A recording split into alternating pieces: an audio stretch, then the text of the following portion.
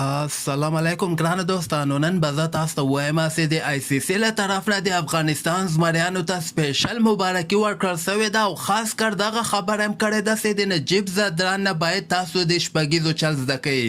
او بل به زه تاسو ته د افغانستان پخوانی لوبغاړی اصغر افغان بیا وایي چې دغه ورته به افغانستان پاکستان خپل بدل اخلي.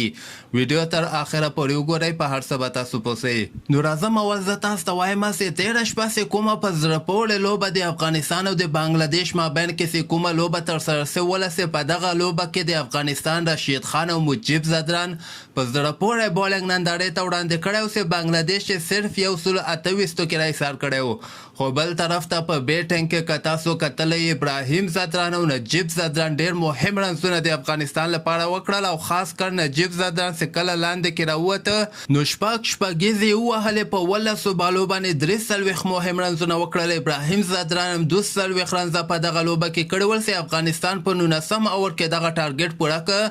و دغه لوبې نه وروسته بیا د آی سی سی له طرف نه د افغانستان دغه لوبغاړو ته او د افغانستان ټیم ته سپیشل مبارکي ورکړل سوې ده.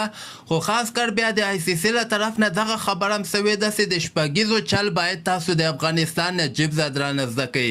یعنی نجیب زدران په دغه مهم وخت کې په دومره پریشر حالاتو کې چې کومې شپږیزې ووهلې واقعا د استعداد نه ډک لوبغاړی ده او د ستایلو لایق ده چې آی سی سی ورته دومره غټه خبره کړې. یعنی یو لوبغاړی که چېرته شپږیزې وهل غواړي نو هغه باید نجیب زدران ته لاړ سي او ده ته ووایي چې دا شپږیزې تا څنګه ووهلې د دغه چله ماته راوښیې.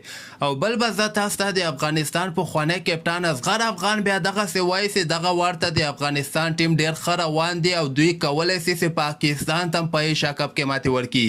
زه به تاسو ته ووایم چې اصغر افغان چې کوم د هندوستان یو دانه پاڼه ده هغه کې لایو راځي او د افغانستان دغه ایشیا کپ په هکله باندې د افغانستان ملي ټیم په هکله باندې خبرې کوي. تېره شپه چې کومه لوبه افغانستان وګټله هغې نه وروسته بیا اصغر افغان دغه خبره کړې ده چې د افغانستان لوبغاړي که همدغسې رواني نو غټ غټ ټیمونو ته هم خطر جوړولی سي او پاکستان غوندې ټیم ته هم دوی ماتې ورکولی سي. او تاسو د دې په هکله باندې څه نظر لرئ؟ خپل نظر هم لاندې ما سره په کمنټ کې شریکولی سي او همدغسې تازه خبرو لپاره تاسو دغه چینل هم در سره سبسکرایب کولی سئ.